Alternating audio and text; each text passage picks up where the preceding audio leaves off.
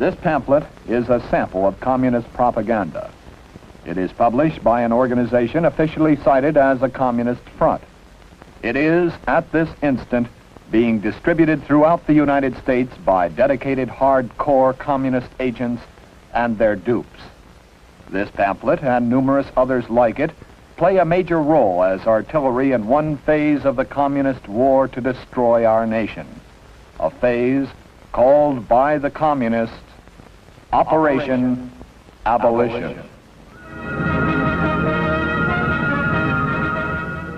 Ladies and gentlemen, Congressman Francis E. Walter, Democrat from Pennsylvania and chairman of the House Committee on Un-American Activities. Operation Abolition. This is what the communists call their current drive to destroy the House Committee on Un-American Activities, to weaken the Federal Bureau of Investigation, to discredit its great director, J. Edgar Hoover, and to render sterile the security laws of our government. The Communist Party has given top priority to Operation Abolition and has assigned agents trained in propaganda and agitation to this project. The scenes which you will be viewing were taken by newsreel photographers during hearings of the Committee on Un-American Activities in San Francisco, California, on May the 12th, 13th, and 14th, 1960. During the next few minutes, you will see revealed the long-time classic communist tactic in which a relatively few well-trained, hardcore communist agents are able to incite and use non-communist sympathizers to perform the dirty work of the Communist Party. You will see Archie Brown, the second in command of the Communist Party in California, Harry Bridges, an international communist agent and leader of the International Longshoremen's Union, who recently returned from conferences held with other leaders of communist-led longshoremen's groups. Ralph Izard, one of the top communist propagandists, who was a welcome guest of the Red Chinese government while American soldiers were giving their lives in the Korean War. You will see Douglas Wachter, an agent trained to specialize in youth activities, William Mandel, another communist propagandist who serves the conspiracy in the fields of radio and television, Bertram Edices, who is one of the elite corps of communist lawyers, Frank Wilkinson, recently convicted of contempt of Congress, who is in charge of the Citizens Committee to Preserve American Freedoms, the West Coast headquarters of Operation Abolition. You will see these and others in action and the shocking technique which they use to incite others to violence. We are all too familiar with the pattern of communist-led revolution and rioting in Venezuela, Cuba, and more recently in Japan. Can it happen here on American soil? This film, showing communism in action, will answer that question. This is City Hall in San Francisco, the site of hearings held by the House Committee on Un-American Activities in May of 1960. This is the chosen battlefield of the Communist Party's most organized and violent attack on the committee since the launching of the Operation Abolition campaign on September 20th, 1957.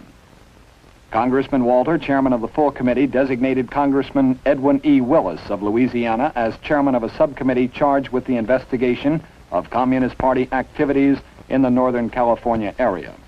Other members of the subcommittee are Congressman Morgan M. Mulder of Missouri, Congressman August E. Johansson of Michigan, and Congressman Gordon H. Scherer of Ohio. In an interview with the press, Congressman Willis explains more fully the reasons for the hearings.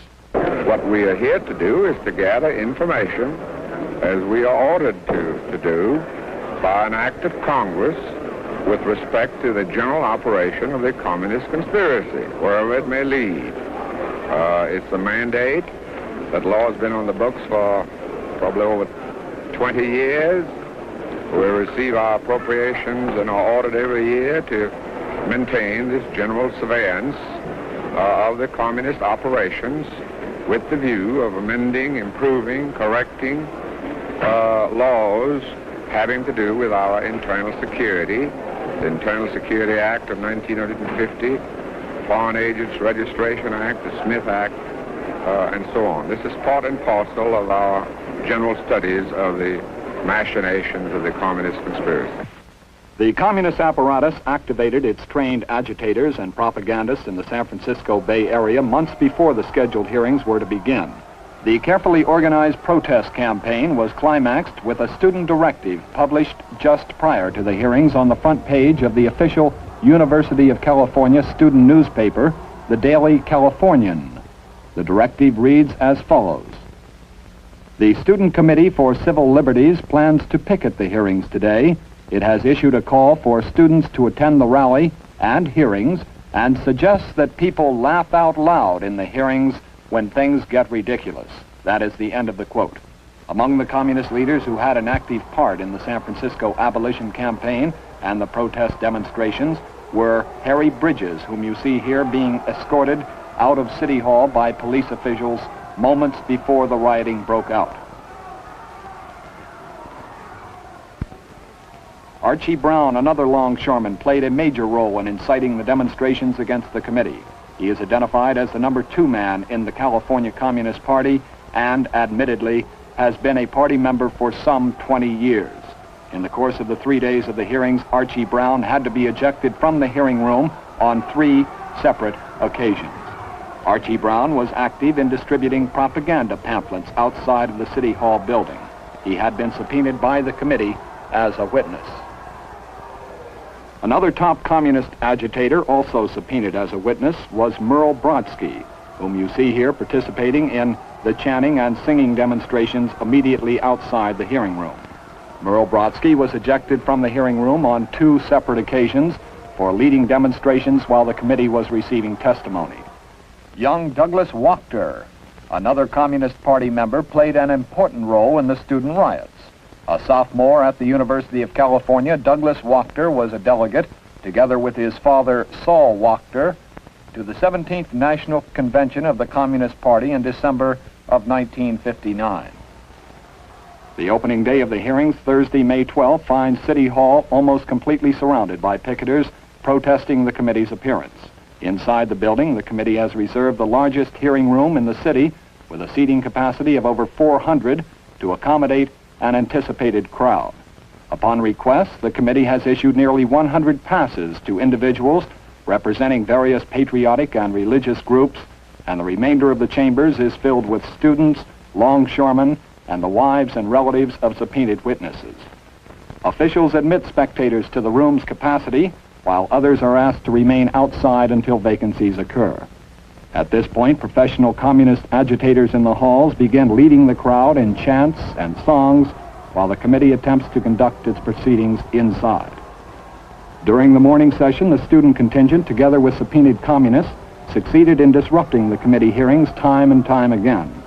Shortly after 11 o'clock, Chairman Willis is forced to ask police to eject Archie Brown, several students, and Merle Brodsky from the hearing room.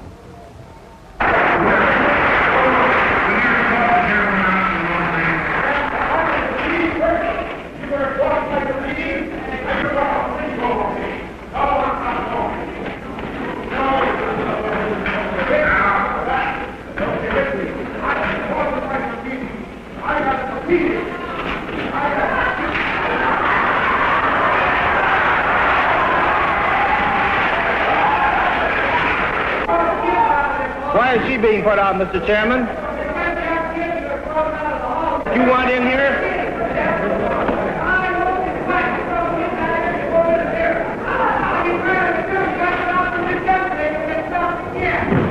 This is part of this whole vicious witch hunt. Douglas Wachter is called to the stand and interrogated by Staff Director Richard Ahrens. He is asked about his Communist Party membership and his activities as a communist in various phases of college life. I respectfully object to the question on the same ground. Any question as to my political beliefs, association statements, deprive me of the right of free speech, press, assembly, and petition. The House Un-American Activities Committee serves no real legislative or constitutional purpose. It punishes individuals and groups. You're reading from a purge citizen.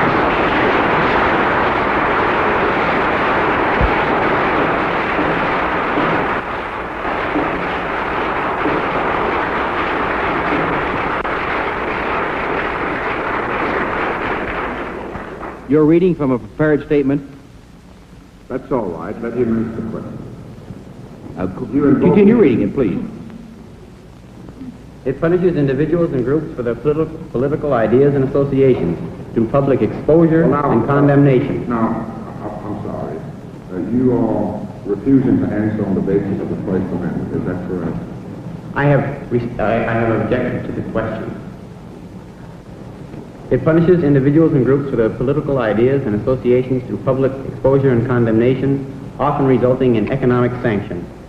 I cannot cooperate with the committee in answering any such questions. I feel I have an obligation as a citizen of this country to preserve the Constitution, and I do not feel I can do so in good conscience by allowing the House Un-American Activities Committee to inquire into my beliefs or association. Mr. Wachter has not at this point invoked provisions against self-incrimination of the Fifth Amendment. He is ordered and directed to answer a question concerning his Communist Party membership.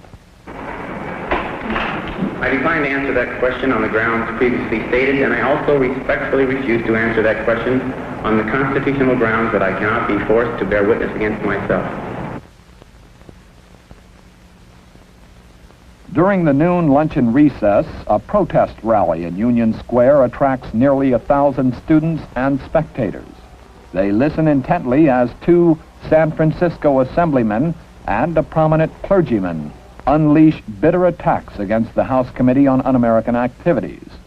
The rally is designed to incite further resentment against the committee and to recruit more volunteers for action. The rally accomplishes its major objectives, for during the afternoon session, hundreds of additional students crowd into the corridors of City Hall, attempting to gain entry to the already overcrowded hearing room. Students left outside the room step up their chanting and singing, turning the hallways of City Hall into complete chaos. Officials are unable to maintain order. Meanwhile, a group of subpoenaed communist witnesses have already begun a demonstration inside the hearing room as the committee prepares to hear the first testimony of the afternoon.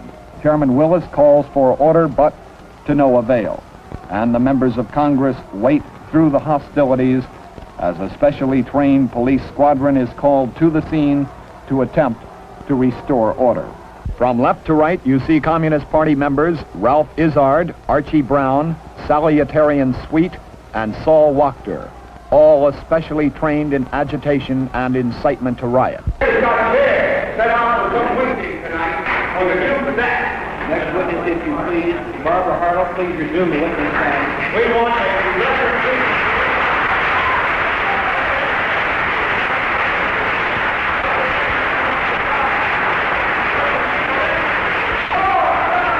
Open the door! Open the door! Open the door! Open the door! What are you hiding? What are you hiding? We have nothing to hide. What are you hiding? Let the people in out here. What are you afraid of?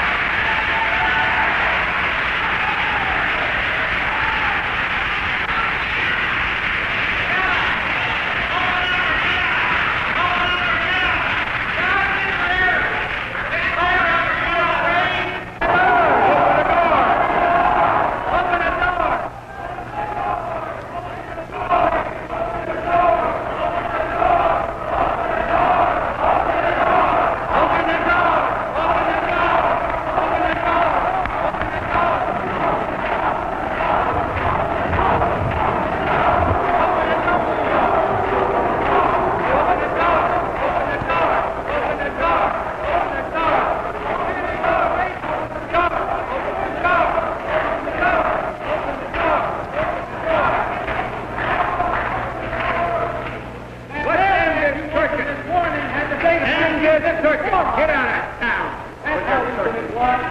What a show you put on. Open the doors or get out of town. Are you afraid they'll see the stool pigeons? I mean, if these people here will see just what bankrupt kind of people you bring before this committee, is that what you're afraid of? I'd like to know, what are you afraid of? Join in!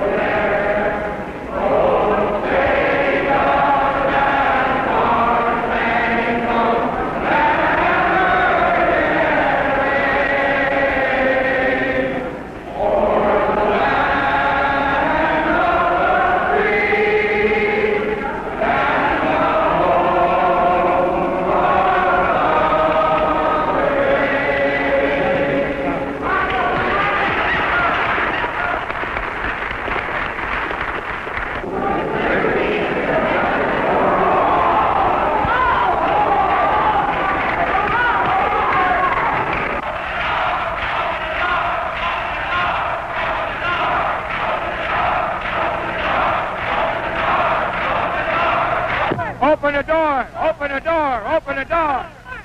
Open the doors! What are you afraid of? Open the doors! Here comes the goose squad! This is Americanism! Watch this Americanism in action! Wow! Watch this Americanism in action! Watch this Americanism!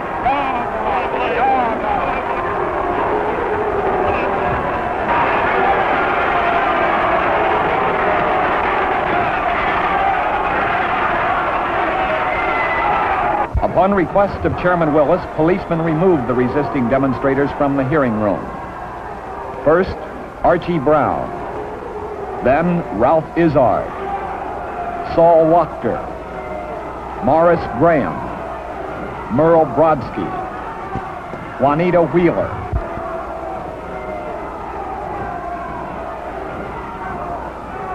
And finally, Sally Atarian Sweet. Chairman Edwin Willis issues another call for law and order in the hearing room.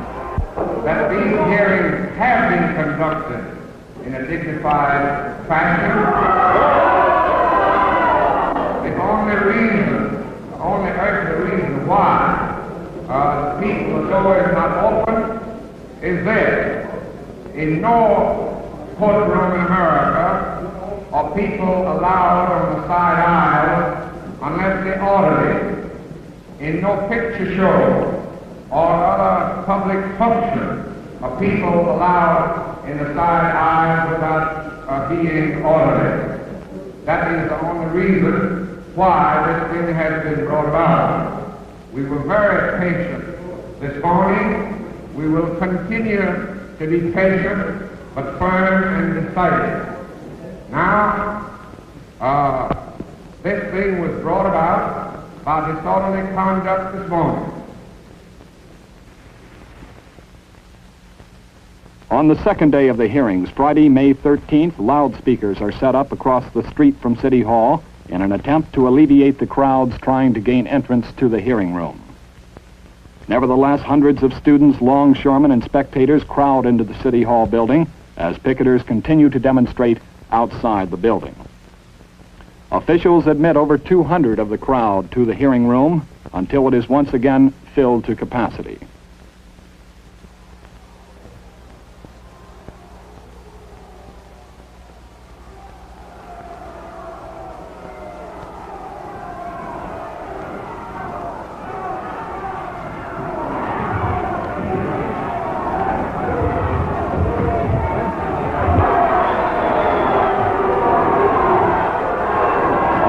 You see Vincent Hallinan, Progressive Party candidate for the President of the United States in 1952, served a prison term from 1954 to 1956, and attorney for several of the communist witnesses called to testify at the hearings. As was the case on Thursday, several professional communist agitators and student leaders direct the activity of those waiting in the hallways. Chants and songs get louder, and defiance to police attempts to maintain order becomes more universal. Students enthusiastically join in on the refrains to the songs, "Abolish the Committee, We Shall Not Be Moved," lyrics to which are lifted from the old Communist People's Songbook. Demonstrations in the hallways of City Hall become so loud that the judges in their chambers on the third floor are unable to continue court procedures.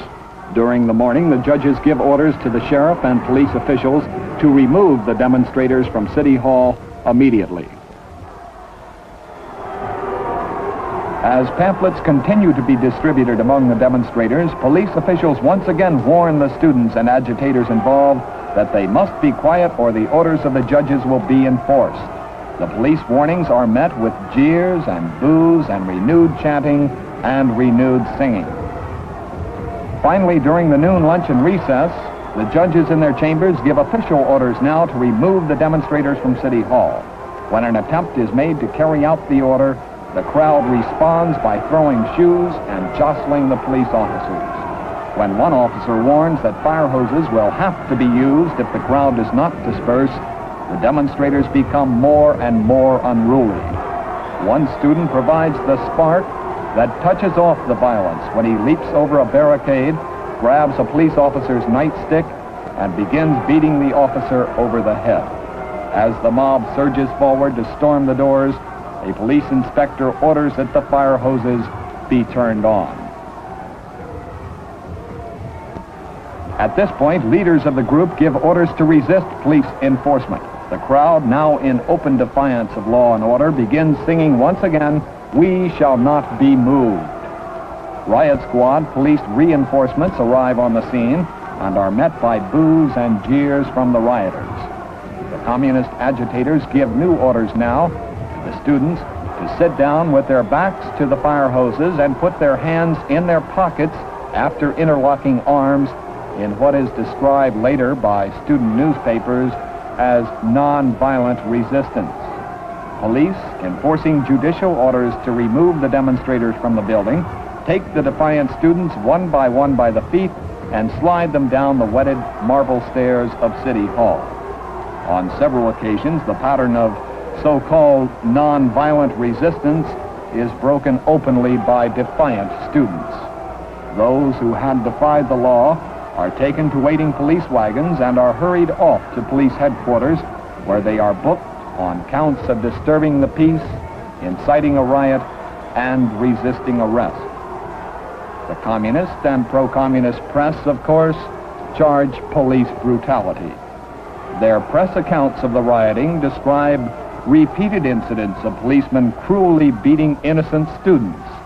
The innocent, peaceful students, it is stated in these communist press accounts, were physically hurled down 2 stories of stairs, toppling head over heel, and landed unconscious at the bottom, where they were picked up and thrown into the paddy wagons.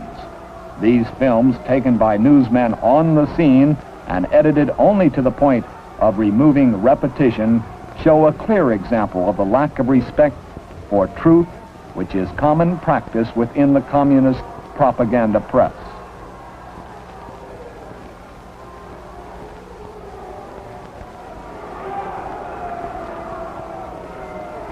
The Communist Party emerges from the riots with only a handful of its party members arrested and none injured. 4 students suffer minor injuries. 8 policemen are injured to the point where they require hospitalization.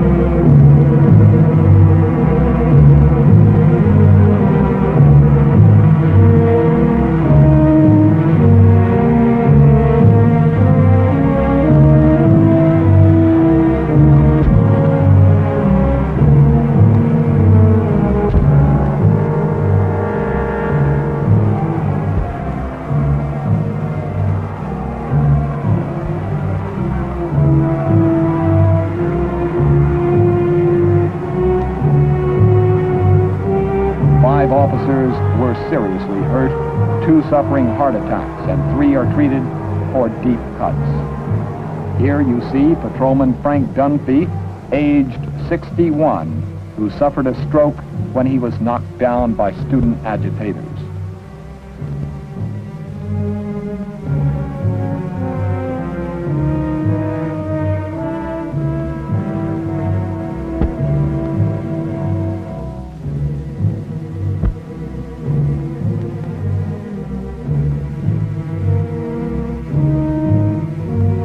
One of the communist professional agitators arrested is Vernon Bound, who was, in 1954, among the notorious Louisville Seven, charged at that time with sedition, destruction of property, conspiring to destroy property to achieve a political end, and contempt of court.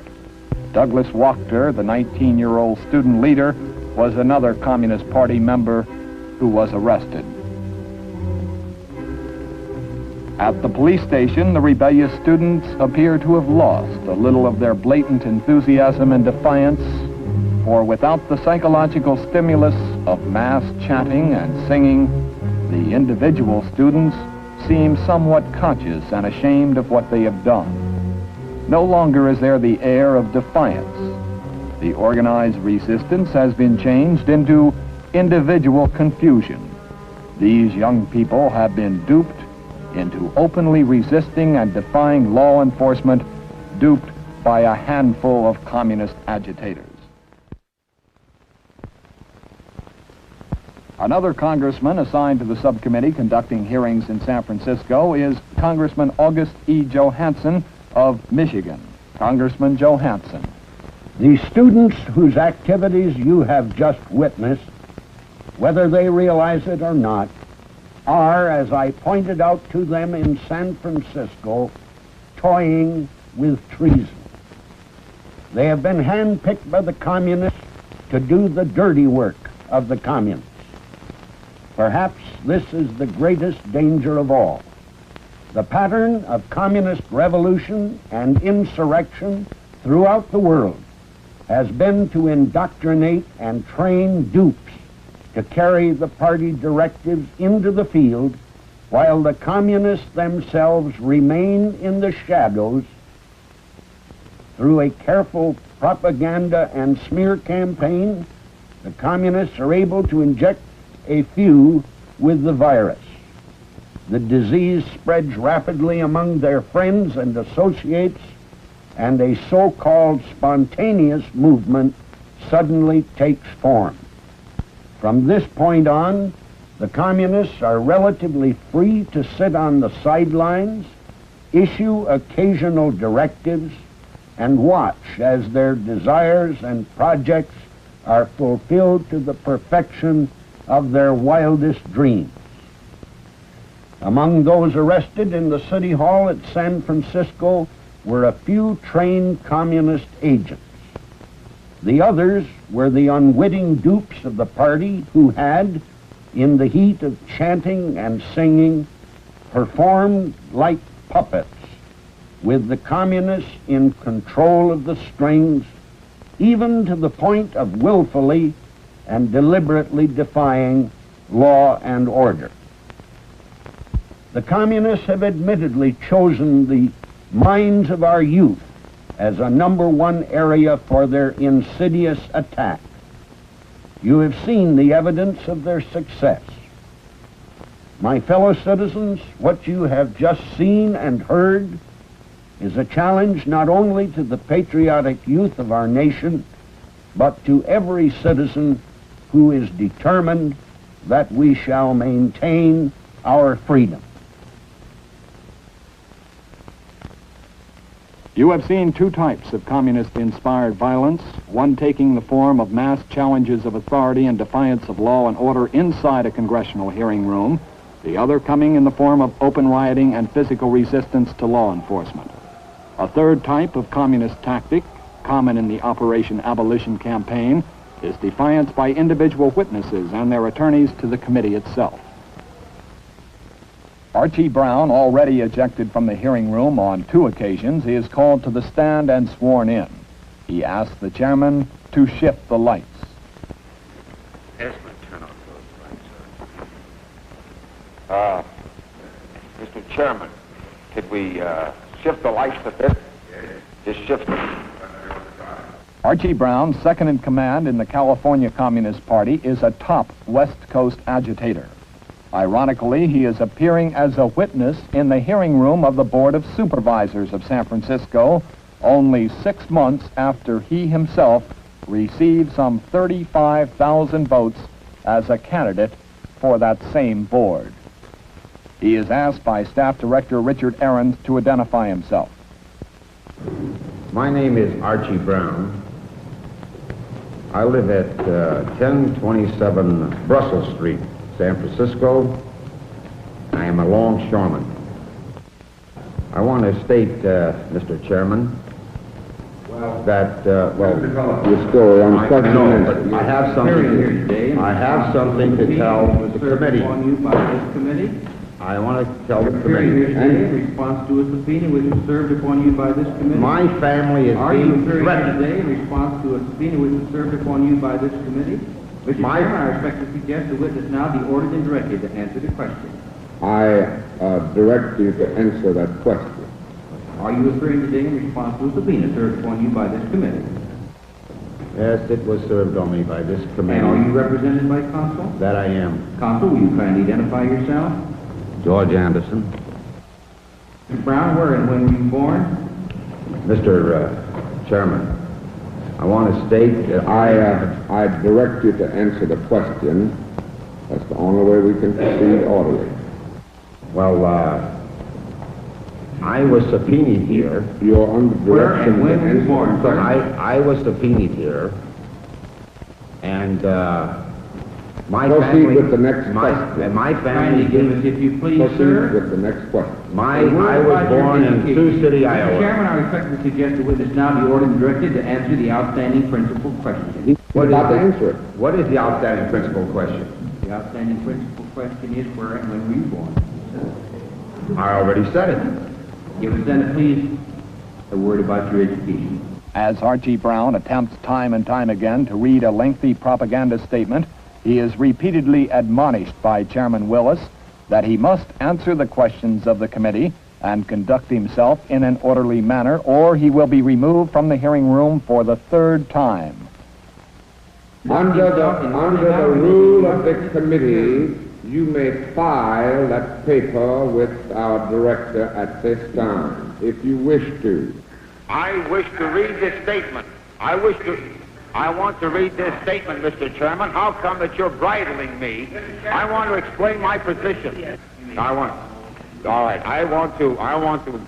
You may file the statement, you may not read I'm going to it. read my statement if I make a motion. Before the House of I direct you, sir, to escort the witness outside the courtroom. Amendment 14 of the Constitution.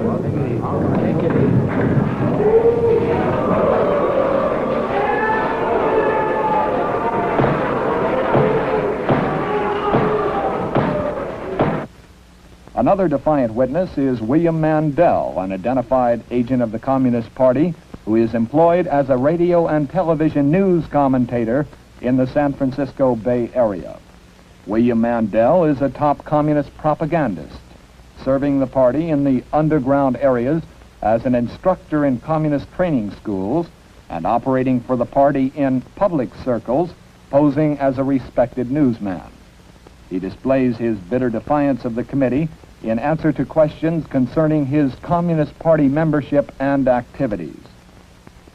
If you think that I am going to cooperate with this collection of Judases, of men who sit there in violation of the United States Constitution, if you think I will cooperate with you in any way, you are insane.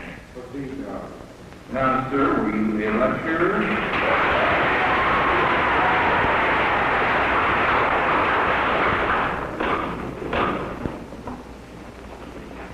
When asked about his role as a communist in lecturing before the communist-conceived California Labor School in San Francisco, William Mandel replies, This question has no purpose other than to harass me. When I was asked this question last in 1943 by the late Joe McCarthy, And let me say that I am honored when people come up to me on the streets, perhaps I don't deserve this honor, and say, you're the man who killed Joe McCarthy. Because I happened to appear on the first day of the book-burning hearing, and I did my best to conduct myself in the manner which I'm conducting myself today. If there were any such evidence against me under any law, the proper authorities could move against me. This body is improperly constituted. It is a kangaroo court. It does not have my respect. It has my utmost contempt. And I am not going to answer that question, sir. This, then, is the pattern employed by the communists, their dupes and sympathizers in Operation Abolition. Another congressman assigned to the subcommittee conducting hearings in San Francisco is Congressman Gordon H. Scherer of Ohio. Congressman Scherer. One of the top communist agents assigned to Operation Abolition is Frank Wilkinson, recently convicted for contempt of Congress for refusal to answer questions concerning his Communist Party membership and activities. Frank Wilkinson's job for the Communist Party consists of one prime duty: to incite resistance and trouble for the House Committee on Un-American Activities in any given location where the committee is to conduct hearings. Frank Wilkinson was in San Francisco during the May hearings. He arrived in the city prior to the committee to organize the so-called spontaneous public demonstrations against the committee and the hearings. Moreover, he was actually in the corridors issuing instructions and inciting hostile action against the committee during the hearings. Frank Wilkinson was interviewed by newsmen shortly after he had been agitating among the student demonstrators. Listen to this interview closely, because in it you will hear Frank Wilkinson, a communist agent, explain his communist jargon, his function for Operation Abolition. Well, have you had anything to do with the demonstrations in front of the City Hall today? No, I've just been an observer of those. I understood you had said you were organizing protests against the committee. Yes, one of the things that our committee does and that I do for our committee is to come to each community when the committee issues its subpoena to assist the subpoenaed persons and others in the community who are not familiar with the kind of unconstitutional behavior that this committee carries on, to assist that community and to assist those subpoenees in their own self-defense. In the committee hearings today, you were called an international communist agent. Are you a communist? That's a very flattering remark. I've been frequently called a hardcore communist, a local communist by Mr. Ahrens, but never an international communist. As far as the basic question is concerned, until the Supreme Court has answered the fundamental constitutional question, which is now pending in my case, which is one of the 36 First Amendment test cases of this committee, until they have resolved this matter and declared these kind of questions under compulsion to be illegal and unconstitutional, I refuse to answer the questions away from the committee, just as I refuse to answer them directly to the committee when I've been called. That was Frank Wilkinson, a top communist coordinator of Operation Abolition. During the past 45 minutes, you have been witnessing only the surface manifestation of an extensive operation by the communists, which in many phases is subtle, takes the form of articles, letter-writing campaigns, and a wide range of other smear activities. Not for the purpose of improving the investigative techniques of congressional committees, and not for the purpose of defending civil liberties as they would have you believe, but for the avowed objective of destroying the Committee on Un-American Activities and our nation's entire security program. You have seen communism in action, the same communism which is, at this instant, attempting to devour the world through subversion, revolution, deceit, sabotage, and vicious propaganda. You have, through these films, seen communism with its mask ripped off, with its sweet facade uncovered, and its hard, bitter, and determined core revealed.